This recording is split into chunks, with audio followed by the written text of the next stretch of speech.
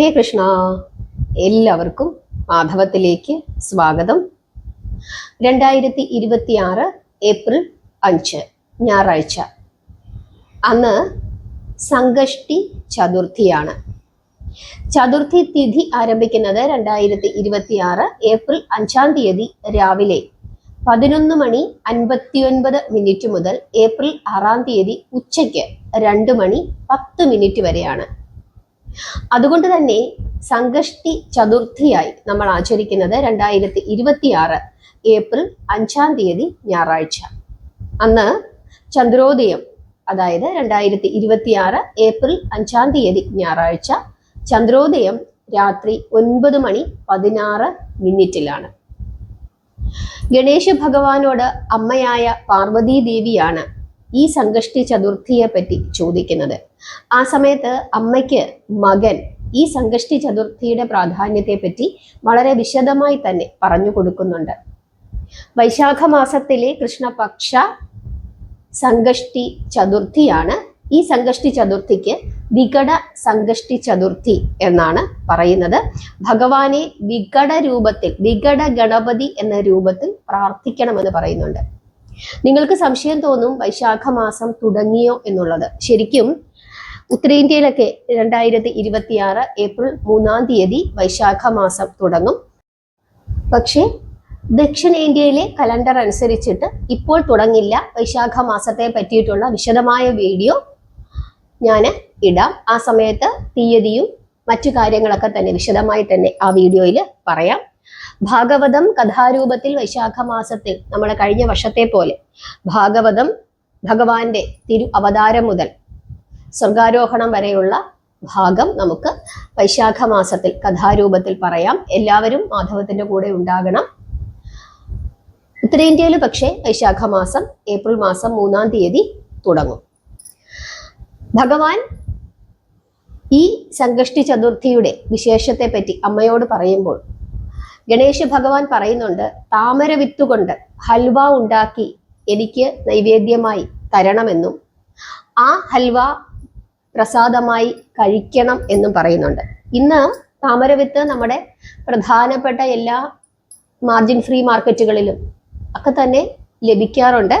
പക്ഷെ ചില സ്ഥലങ്ങളിൽ ലഭിക്കില്ല. പക്ഷെ ഭഗവാൻ അങ്ങനെയാണ് പറഞ്ഞത്. എന്തായാലും ഭഗവാന് താമരവിത്ത് കിട്ടുന്നുണ്ടെങ്കിൽ താമരവിത്ത് കൊണ്ട് ഹൽവ ഉണ്ടാക്കി പ്രസാദമായി സമർപ്പിക്കണം. താമരവിത്ത് നമ്മൾ കടയിൽ നിന്ന് മേടിച്ചിട്ട് അല്പം നെയ്യ് ഒഴിച്ചിട്ട് അതിലേക്ക് ഈ താമരവിത്ത് ഇട്ടിട്ട് ഒന്ന് ചെറുതായിട്ടൊന്ന് റോസ്റ്റ് ചെയ്യണം.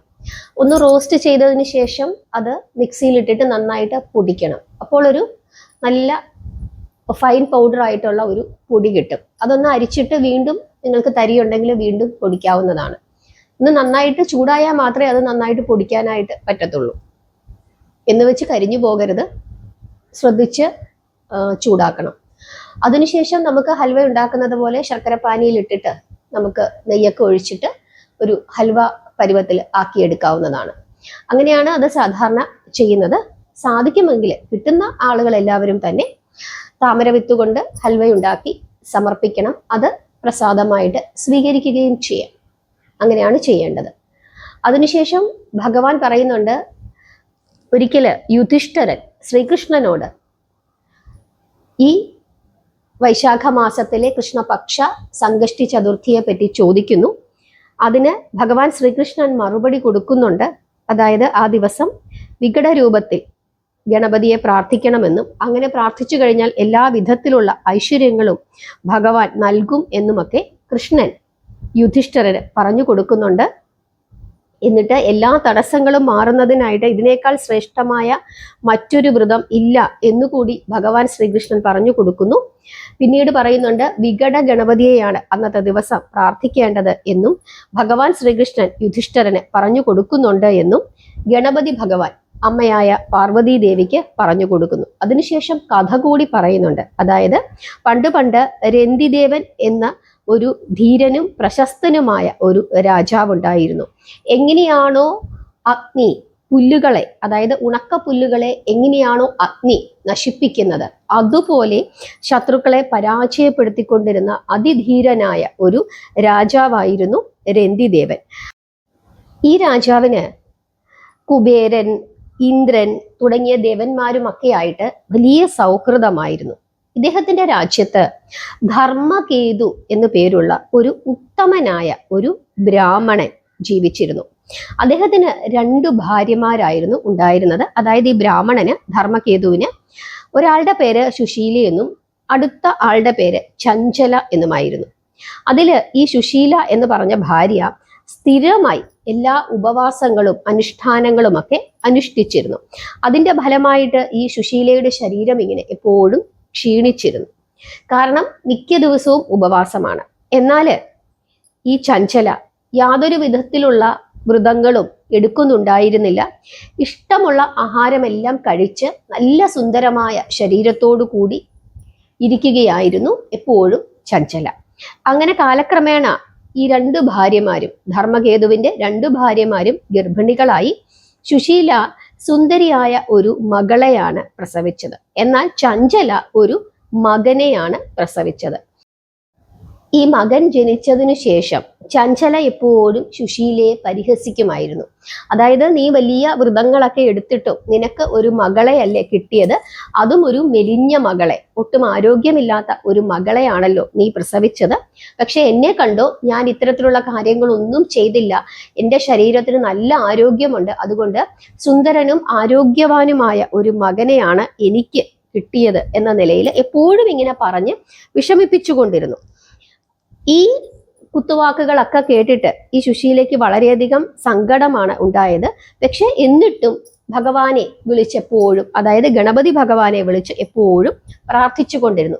ഈ സംകഷ്ടി ചതുർത്ഥി അല്ലെങ്കിൽ സങ്കടനാശന ചതുർത്ഥി വ്രതം എപ്പോഴും ഇങ്ങനെ അനുഷ്ഠിക്കുകയും ഗണേശ ഭഗവാനെ സ്ഥിരമായി പ്രാർത്ഥിക്കുകയും ചെയ്തുകൊണ്ടിരുന്നു ഈ സുശീല. അങ്ങനെ ഒരു ദിവസം ഗണേശ ഭഗവാൻ ഈ സുശീലയുടെ മുമ്പിൽ പ്രത്യക്ഷപ്പെട്ടു. എന്നിട്ട് പറഞ്ഞു, മകളെ, നീ എന്നെ പൂർണ്ണ വിശ്വാസത്തോടും ഭക്തിയോടും കൂടി ആരാധിച്ചു. അതിന്റെ ഫലമായിട്ട് എനിക്ക് നിന്നോട് വളരെയധികം സ്നേഹമാണ്. നിന്റെ ആഗ്രഹമെല്ലാം എനിക്കറിയാം. അതിനാൽ വേദങ്ങളിൽ പ്രാവീണ്യമുള്ളവനും ഒരു പണ്ഡിതനുമായ ഒരു മകൻ നിന്റെ ഉദരത്തിൽ, നിന്റെ ഗർഭപാത്രത്തിൽ ജനിക്കും. ഇങ്ങനെ വരം നൽകിയ ശേഷം ഗണേശ ഭഗവാൻ അവിടെ നിന്നും അപ്രത്യക്ഷനായി. അങ്ങനെ ഗണേശ ഭഗവാന്റെ അനുഗ്രഹത്തിന്റെ ഫലമായിട്ട് ഈ സുശീലയുടെ മകൾ, ആ മകൾ പലപ്പോഴും സംസാരിക്കുമ്പോൾ ഈ മകളുടെ വായിൽ നിന്ന് പവിഴങ്ങളും രത്നങ്ങളും പുറത്തേക്ക് വീഴാനായിട്ട് തുടങ്ങി. ഈ പവിഴങ്ങളും രത്നങ്ങളും എല്ലാം സുശീല എടുത്ത് സൂക്ഷിച്ചു വെക്കുകയും ചെയ്തു. ഇത് പക്ഷേ ഈ ചഞ്ചലയ്ക്ക് അറിയില്ലായിരുന്നു. അങ്ങനെ കുറച്ചു കാലത്തിന് ശേഷം സുശീലയ്ക്ക് ഒരു മകൻ ജനിക്കുകയാണ്. എല്ലാ വിധത്തിലുള്ള അനുഗ്രഹത്തോടും കൂടിയുള്ള ശ്രേഷ്ഠനായ പണ്ഡിതനായ ഒരു മകനാണ് ജനിച്ചത്. എന്നിരുന്നാലും മകൻ ജനിച്ച ഉടൻ തന്നെ ഭർത്താവായ ധർമ്മകേതു മരിക്കുകയാണ്. അദ്ദേഹത്തിന്റെ മരണശേഷം ചഞ്ചല ധർമ്മകേതുവിന്റെ എല്ലാ സമ്പത്തുകളും എടുത്തുകൊണ്ട് മക്കളെയും കൊണ്ട് അവിടെ നിന്നും ഓടി രക്ഷപ്പെട്ടു. പക്ഷേ സുശീലയ്ക്ക് യാതൊരു വിധത്തിലുള്ള ബുദ്ധിമുട്ടും ഉണ്ടായില്ല. കാരണം മകളുടെ വായിൽ നിന്ന് ഈ പവിഴങ്ങളും രത്നങ്ങളുമൊക്കെ വരുന്നുണ്ടായിരുന്നു. അത് പക്ഷേ ചഞ്ചലയ്ക്ക് അറിയില്ലായിരുന്നു. അതുകൊണ്ട് തന്നെ ചഞ്ചല ഈ സമ്പത്തൊന്നും കൊടുക്കാതിരുന്നിട്ടും സുശീലയ്ക്ക് യാതൊരു ബുദ്ധിമുട്ടും, സാമ്പത്തികമായ യാതൊരു ബുദ്ധിമുട്ടും ഉണ്ടായില്ല. ഇത് കണ്ടപ്പോൾ ചഞ്ചലയ്ക്ക് വളരെയധികം അസൂയയാണ് തോന്നിയത്. അങ്ങനെ ഒരു ദിവസം സുശീലയുടെ മകള് കിണറ്റിൽ നിന്നും വെള്ളം കോരാനായിട്ട് പോയപ്പോൾ ചഞ്ചല ആ കുഞ്ഞിനെ എടുത്ത് കിണറ്റിലേക്ക് തള്ളിയിട്ടു. പക്ഷേ ഗണപതി ഭഗവാൻ ഈ കുട്ടിയെ രക്ഷപ്പെടുത്തി. ആ കുട്ടി സുരക്ഷിതമായിട്ട് അതിൻ്റെ അമ്മയുടെ അടുക്കലേക്ക് തിരിച്ചു വരികയും ചെയ്തു. ഇത് ഭഗവാൻ തന്ന അനുഗ്രഹമാണ് എന്ന് സുശീലയും മകളും വിശ്വസിച്ചു. പക്ഷേ ചഞ്ചലയ്ക്ക് മനംമാറ്റമാണ് ഉണ്ടായത്. കാരണം ചഞ്ചലയ്ക്ക് മനസ്സിലായി, ഈശ്വരന്റെ കടാക്ഷമുള്ള കുട്ടിയാണ് ഈ കുട്ടി. അത് തന്നെയുമല്ല, സുശീലയോടും വലിയ സ്നേഹമാണ് ഈശ്വരന്. ഈശ്വരന്റെ അനുഗ്രഹമുണ്ട്, ഗണപതി ഭഗവാന്റെ അനുഗ്രഹമുണ്ട്. അങ്ങനെയുള്ള ഇവരെ ദ്രോഹിക്കുന്നത് തെറ്റാണ്. ഇവരെ ദ്രോഹിച്ചാലും അവർക്ക് യാതൊരു വിധത്തിലുള്ള ആപത്തും ഉണ്ടാവുകയില്ല. ഗണേശ ഭഗവാൻ തൻ്റെ ഭക്തരെ സംരക്ഷിക്കും എന്ന ഒരു ചിന്ത ചഞ്ചലയ്ക്ക് ഉണ്ടാവുകയും ചഞ്ചലയുടെ മനസ്സിന് മാറ്റമുണ്ടാവുകയും അവൾ പശ്ചാത്തപിക്കുകയും ചെയ്തു. എന്നിട്ട് സുശീലയുടെ അടുക്കൽ ചെന്നിട്ട് കാൽക്കൽ വണങ്ങി മാപ്പൊക്കെ അപേക്ഷിച്ചു. തൻ്റെ തെറ്റുകൾ ഏറ്റുപറഞ്ഞ് ചഞ്ചല സുശീലയുടെ കാൽക്കൽ വീണ് ക്ഷമ യാചിക്കുന്നു. എന്നിട്ട് ഇവര് രണ്ടുപേരും പിന്നീട് വളരെ സ്നേഹത്തോടു കൂടിയാണ് കഴിഞ്ഞുകൂടിയത്. അതിനുശേഷം രണ്ടുപേരും ഗണപതി ഭഗവാനെ പ്രാർത്ഥിക്കുകയും വ്രതങ്ങളൊക്കെ അനുഷ്ഠിക്കുകയും ചെയ്തു പോന്നു. ശത്രുക്കൾക്ക് പോലും സുഹൃത്തുക്കളാകാൻ കഴിയുന്ന രീതിയിലുള്ള അനുഗ്രഹം നൽകുന്നതിന് ഗണപതി ഭഗവാന് വളരെയധികം ശക്തിയുണ്ട് എന്നുള്ളതാണ് ഇവിടെ കാണിക്കുന്നത്. സുശീലയുടെ ഭക്തിയും വ്രതാനുഷ്ഠാനവും അവളുടെ എതിരാളിയായ ചഞ്ചലയിൽ ഹൃദയമാറ്റം ഉണ്ടാക്കുന്നതിന് കാരണമായി എന്നുള്ളതും ഇവിടെ നമുക്ക് കാണാവുന്നതാണ്. ഇങ്ങനെ ഈ കഥയെല്ലാം കൃഷ്ണൻ യുധിഷ്ഠിരന് പറഞ്ഞു കൊടുത്തതിന് ശേഷം കൃഷ്ണൻ യുധിഷ്ഠിരനോട് പറയുകയാണ്, അല്ലയോ ധർമ്മരാജാവേ, ഗണപതിക്ക് സമർപ്പിച്ചിരിക്കുന്ന വ്രതം പൂർണ്ണമായ ആചാരങ്ങളോടും നടപടിക്രമങ്ങളോടും കൂടി അല്ലയോ ധർമ്മപുത്ര അവിടുന്ന് ആചരിക്കണം. ഈ വ്രതത്തിന്റെ ഫലം അവിടുത്തെ ശത്രുക്കളുടെ അന്ത്യത്തിലാണ് കലാശിക്കുന്നത്. അഷ്ടസിദ്ധികളും നവനിധികളും കൈകൂപ്പുകളോടെ നിന്റെ മുമ്പിൽ വന്ന് വണങ്ങുക തന്നെ ചെയ്യും. അല്ലയോ ധർമ്മരാജാവേ, യുധിഷ്ഠിര, അവിടുത്തെ സഹോദരന്മാരോടൊപ്പം സദ്വൃത്തയായ ഭാര്യയും അമ്മയും ഈ വ്രതം അനുഷ്ഠിക്കുക. ഈ വ്രതത്തിന്റെ ഫലമായി അവിടുന്ന് ഉടൻ തന്നെ രാജാവായി തീരും. നഷ്ടപ്പെട്ട രാജ്യം അങ്ങേക്ക് തിരിച്ചു കിട്ടും എന്ന് കൃഷ്ണൻ യുധിഷ്ഠിരനോട് പറയുന്നു. അതിന്റെ ഫലമായിട്ട് പാണ്ഡവരും അമ്മയായ കുന്തിദേവിയും ദ്രൗപദിയും ഈ വ്രതം അനുഷ്ഠിച്ചുവെന്നും ഗണപതി ഭഗവാന്റെ അനുഗ്രഹത്താൽ അവർക്ക് നഷ്ടപ്പെട്ടു പോയ തന്റെ രാജ്യം തിരിച്ചു കിട്ടി എന്നുമാണ് വിശ്വാസം. ഈ കഥ ഗണപതി ഭഗവാൻ തന്റെ അമ്മയായ പാർവതി ദേവിക്ക് പറഞ്ഞു കൊടുക്കുന്നുണ്ട്. തടസ്സങ്ങൾ മാറ്റാൻ ഏറ്റവും ശ്രേഷ്ഠമായ വ്രതമാണ് ഈ വ്രതം എന്നാണ് പറയുന്നത്. ഈ ദിവസം നമ്മൾ ആചരിക്കേണ്ടുന്ന പ്രാർത്ഥിക്കേണ്ടുന്ന ഭഗവാന്റെ രൂപം എന്ന് പറയുന്നത് വികട ഗണപതിയാണ്. എങ്ങനെയാണ് ഈ വ്രതം അനുഷ്ഠിക്കുന്നത്? അത് രാവിലെ എഴുന്നേൽക്കുക, കുളിക്കുക, ഗണേശ ഭഗവാനെ പ്രാർത്ഥിക്കുക. അതിനുശേഷം എങ്ങനെ ഇരിക്കണം എന്നുള്ളത് നമ്മൾ തീരുമാനിക്കുക. ഉപവസിക്കാൻ സാധിക്കുന്നവര് ഉപവസിക്കുക, ജലം മാത്രം കുടിച്ചിരിക്കുന്നവർ അങ്ങനെ ഇരിക്കുക. കാരണം ചൂട് സമയമാണ്, ജലം മാത്രം കുടിച്ചിരിക്കുന്നവർ അങ്ങനെ ഇരിക്കുക. അതല്ല, പഴങ്ങള് പാലും പഴങ്ങളും ഒക്കെ ഭക്ഷിച്ചുകൊണ്ടിരിക്കണമെങ്കിൽ അങ്ങനെ ചെയ്യുക. ഇനി എപ്പോഴാണ് വ്രതം അവസാനിപ്പിക്കേണ്ടത്? അതായത് സന്ധ്യാപ്രാർത്ഥന അത് നിർബന്ധമാണ്. അതിനുശേഷം ചന്ദ്രഭഗവാനെ കാണണം. എപ്പോഴാണോ നമ്മൾ ചന്ദ്രഭഗവാനെ കാണുന്നത്, ചന്ദ്രഭഗവാനെ കണ്ട് ചന്ദ്രഭഗവാനെ പൂജിച്ചതിനു ശേഷം മാത്രമേ നമ്മുടെ ആ വ്രതം അവസാനിപ്പിക്കാൻ പാടുള്ളൂ. ഇവിടെ സംകഷ്ടി ചതുർത്ഥിക്ക് ചന്ദ്രഭഗവാനെ കാണണം. എന്നാൽ ഗണേശ ചതുർത്ഥി അതായത് വിനായക ചതുർത്ഥിക്ക് നമ്മൾ ഒരു കാരണവശാലും ചന്ദ്രഭഗവാനെ കാണാൻ പാടുള്ളതല്ല. എന്നാൽ സംകഷ്ടി ചതുർത്ഥിക്ക് ചന്ദ്രനെ പ്രാർത്ഥിക്കണം. ചന്ദ്രഭഗവാൻ ഉദിക്കുന്നത് അതായത് ചന്ദ്രോദയം രാത്രി 9:16 അതായത് ചന്ദ്രോദയം 9:16 രാത്രി. ആ സമയം ആകുമ്പോൾ നിങ്ങൾ ഒരു വലിയ തട്ടത്തില് വിളക്ക്, പൂക്കള്, അതുപോലെ തന്നെ ഒരു കിണ്ടിയില് ജലം, ധൂപം, ചന്ദനത്തിരി, എന്തെങ്കിലും പ്രസാദം, ഇത്രയും സാധനങ്ങൾ എടുത്തുകൊണ്ട് ആ തട്ടവുമായി നമ്മൾ ചന്ദ്രഭഗവാനെ കാണുന്ന ആ ഒരു പ്രദേശത്ത് വന്നു നിൽക്കുക. ഒന്നുകിൽ നമ്മൾ മുറ്റത്തിറങ്ങി നിൽക്കുക, അല്ലെങ്കിൽ ടെറസിന്റെ മുകളിൽ അങ്ങനെ നിൽക്കുക. അങ്ങനെ നിന്നിട്ട് ചന്ദ്രഭഗവാനെ നോക്കുക, പ്രാർത്ഥിക്കുക. അതിനുശേഷം നമ്മൾ ഈ തട്ടത്തിൽ ഈ വിളക്ക് തെളിയിച്ചു വെച്ചിട്ടുണ്ടല്ലോ, മൺചിരാതായാലും മതി, അത് തെളിയിച്ചു വെച്ചിട്ടുണ്ടല്ലോ. വലിയ വിളക്കൊന്നും എടുത്ത് വെക്കരുത്, വിളക്ക് മറിയും. അതായത് നിലവിളക്ക് ഒന്നും എടുത്ത് ഈ തട്ടത്തിനകത്ത് വെക്കരുത്. ഒന്നുകിൽ ഒരു മൺചിരാത് വെക്കുക, അല്ലെങ്കിൽ നമ്മൾ ഒരു തേങ്ങാമുറിക്കകത്ത് അല്പം എണ്ണ ഒഴിച്ചിട്ട് അങ്ങനെ തെളിയിച്ചാലും മതി. ശ്രദ്ധിക്കണം അങ്ങനെ ചെയ്യുമ്പോൾ, തേങ്ങാമുറി മറിയാതിരിക്കാൻ വേണ്ടി അതിനകത്ത് അരിയോ വല്ലതും ഇട്ടിട്ട് വേണം തേങ്ങാമുറി വെക്കാനായിട്ട്. നമ്മൾ ഈ താലപ്പൊലി എടുക്കുന്ന സമയത്ത് വെക്കില്ലേ, അതുപോലെ മൺചിരാത് ഉണ്ടെങ്കിൽ അതാണ് ഏറ്റവും നല്ലത്. അങ്ങനെ ആ തട്ടത്തോടു കൂടി, ആ വിളക്ക് തെളിയിച്ചു വെച്ചിരിക്കുന്ന ആ തട്ടത്തോടു കൂടി നമ്മൾ എന്ത് ചെയ്യണം? ചന്ദ്രഭഗവാന് 3 തവണ ആരതി ചെയ്യണം. അങ്ങനെ 3 തവണ ആരതി ചെയ്തതിന് ശേഷം പിന്നീട് നമ്മൾ എന്താ ചെയ്യേണ്ടത്? നമ്മുടെ അഭിഷേകം, അതായത് നമ്മുടെ പാത്രം താഴെ വെച്ചിട്ട് അതിനകത്തുനിന്ന് നമ്മൾ കിണ്ടിയിൽ അല്ലെങ്കിൽ മൊന്തയിൽ ജലം വെച്ചിട്ടുണ്ടല്ലോ, അത് നമ്മൾ എന്ത് ചെയ്യണം? ചന്ദ്രഭഗവാന് അഭിഷേകം ചെയ്യണം. അപ്പൊ നമ്മുടെ മനസ്സിൽ ചന്ദ്രഭഗവാനെ നോക്കിക്കൊണ്ട് നമ്മൾ ഇങ്ങനെ അന്തരീക്ഷത്തിലൂടെ താഴേക്ക് വെള്ളം ഒഴിക്കുക. ആ സമയത്ത് നമ്മുടെ മനസ്സിൽ ഭഗവാന് നമ്മൾ അഭിഷേകം ചെയ്യുന്നു എന്ന നിലയിൽ വേണം സങ്കല്പിക്കാൻ. അതിനുശേഷം നമ്മൾ അല്പം പൂക്കൾ എടുത്തിട്ട് ഭഗവാന് അഭിഷേകം ചെയ്യുന്നു. പൂക്കൾ ഇങ്ങനെ നമ്മൾ എന്ത് ചെയ്യണം, അന്തരീക്ഷത്തിലൂടെ താഴേക്ക് ഇടണം. നമ്മുടെ മനസ്സിൽ നമ്മുടെ മുമ്പിൽ ഭഗവാനുണ്ട്, ഭഗവാന് നമ്മൾ പുഷ്പങ്ങൾ സമർപ്പിക്കുന്നു എന്ന നിലയിലാണ് ചെയ്യേണ്ടത്. ചന്ദ്രനാണ്, ചന്ദ്രഭഗവാനാണ് അങ്ങനെ ചെയ്യേണ്ടത്. അതിനുശേഷം നമ്മൾ ചന്ദനത്തിരി കൊണ്ട് എന്ത് ചെയ്യണം, ആരതി ചെയ്യണം. അങ്ങനെ വിളക്ക് കൊണ്ടും പുഷ്പങ്ങൾ കൊണ്ടും ദീപങ്ങൾ കൊണ്ടും പുഷ്പങ്ങൾ കൊണ്ടും ധൂപങ്ങൾ കൊണ്ടും നമ്മൾ ഭഗവാനെ ആരാധിച്ചു. അതിനുശേഷം നമ്മൾ പ്രാർത്ഥിക്കണം.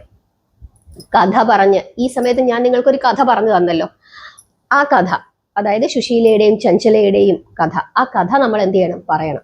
പറഞ്ഞിട്ട് സുശീലയെ എങ്ങനെയാണോ ഭഗവാൻ രക്ഷിച്ചത് അതുപോലെ നമ്മളെയും രക്ഷിക്കണം എന്ന നിലയിൽ പറഞ്ഞു പ്രാർത്ഥിച്ച് ഗണപതി ഭഗവാനെയും അവിടെ നിന്നുകൊണ്ട് തന്നെ നമ്മൾ എന്ത് ചെയ്യണം, പ്രാർത്ഥിക്കണം. അതിനുശേഷം തിരിച്ച് നമ്മുടെ പൂജാമുറിയിൽ വന്ന് വിളക്കൊക്കെ ഭഗവാന് സമർപ്പിച്ചതിന് ശേഷം ഭഗവാനെ നമസ്കരിച്ചതിന് ശേഷം നമുക്ക് അതിനകത്ത് നമ്മൾ ആ തട്ടത്തിനകത്ത് നമ്മൾ എന്തെങ്കിലും ഒരു വഴിപാട് അല്ലെങ്കിൽ ഒരു ഒന്നുകിൽ ഹൽവയായിരിക്കും അല്ലെങ്കിൽ പഴങ്ങളായിരിക്കും, എന്തെങ്കിലും ഒന്ന് നമ്മൾ അതിനകത്ത് സമർപ്പിക്കണം. ആ പ്രസാദം കൂടി നമ്മൾ എന്ത് ചെയ്യുക, കഴിക്കുക. അങ്ങനെ കഴിച്ചതിന് ശേഷം നമ്മുടെ ആ ഒരു വ്രതം അവസാനിച്ചു. ഇങ്ങനെയാണ് ചെയ്യേണ്ടത്. ഇനി ഏതെങ്കിലും സാഹചര്യത്തിൽ കാർമേഘമാണ്, നമുക്ക് ഗണപതി ഭഗവാനെ കാണാൻ സാധിക്കുന്നില്ല, അങ്ങനെ വരുന്ന സമയത്ത് നമ്മൾ എന്താണ് ചെയ്യേണ്ടത്? ഭഗവാൻ പരമശിവന്റെ തിരുമുടിക്കെട്ടിലിരിക്കുന്ന ചന്ദ്രഭഗവാനെ കാണുകയും ആ ചന്ദ്രഭഗവാന് ഇപ്പോൾ നമ്മൾ പറഞ്ഞ രീതിയിലുള്ള എല്ലാ അനുഷ്ഠാനങ്ങളും ചെയ്യുകയും, അതായത് നിങ്ങളുടെ വീട്ടില് ശിവഭഗവാന്റെ ഒരു ഫോട്ടോ ഉണ്ടെങ്കിൽ നിങ്ങൾ ആ ഫോട്ടോ നോക്കിക്കൊണ്ട് അതില് ചന്ദ്രഭഗവാനെ നോക്കിക്കൊണ്ട് നിങ്ങൾ എന്ത് ചെയ്യുക, ഈ കാര്യങ്ങളൊക്കെ ചെയ്യുക. ആ സമയത്ത് ശിവനെ കൂടി നിങ്ങൾ പ്രാർത്ഥിക്കുക. അങ്ങനെയാണ് ചെയ്യേണ്ടത്. ഇങ്ങനെ ചെയ്ത് നമുക്ക് നമ്മുടെ വ്രതം അവസാനിപ്പിക്കാം. ഈ രീതിയിൽ ചെയ്ത് പ്രാർത്ഥിച്ചു കഴിഞ്ഞാൽ ഭഗവാന്റെ എല്ലാ വിധത്തിലുള്ള അനുഗ്രഹങ്ങളും നിങ്ങൾക്ക് ലഭിക്കും. എല്ലാ തടസ്സങ്ങളിൽ നിന്നും നമ്മൾ രക്ഷപ്പെടും. ജീവിതത്തിൽ ഉയർച്ചയുണ്ടാകും. കാരണം ഗണപതി ഭഗവാനെ പ്രാർത്ഥിച്ചു കഴിഞ്ഞാൽ എല്ലാ മേഖലയിലും ഉയർച്ച ഉണ്ടാകും. തീർച്ചയായിട്ടും എല്ലാ തടസ്സങ്ങളും മാറി നമുക്ക് മുമ്പോട്ട് പോകാനായിട്ട് സാധിക്കും. ഓം വികട ഗണപതിയെ നമ എന്നാണ് ജപിക്കേണ്ടത്. ഓം വികട ഗണപതിയെ നമ എന്ന് ജപിച്ച് പ്രാർത്ഥിക്കുക. 108 തവണ 1008 തവണയൊക്കെ ജപിച്ച് പ്രാർത്ഥിക്കാം. നിങ്ങൾ ഈ ചതുർത്ഥി, അതായത് ഈ സംകഷ്ടി ചതുർത്ഥിയിൽ ചന്ദ്രനെ കാണണം, കണ്ട് പ്രാർത്ഥിക്കണം. അതാണ് വിനായക ചതുർത്ഥിയും ഈ സംകഷ്ടി ചതുർത്ഥിയും സങ്കടമോചന ചതുർത്ഥിയും തമ്മിലുള്ള വ്യത്യാസം എല്ലാവർക്കും മനസ്സിലായി എന്ന് വിശ്വസിക്കുന്നു. കഥ പറഞ്ഞു തന്നെ പ്രാർത്ഥിക്കണം, എങ്കിൽ മാത്രമേ ആ വ്രതം പൂർത്തിയാവുകയുള്ളൂ. എല്ലാവർക്കും എല്ലാ വിധത്തിലുള്ള ഐശ്വര്യങ്ങളും ഭഗവാൻ നൽകട്ടെ. നാമം ജപിക്കുക, പ്രാർത്ഥിക്കുക. ഹരേ കൃഷ്ണ.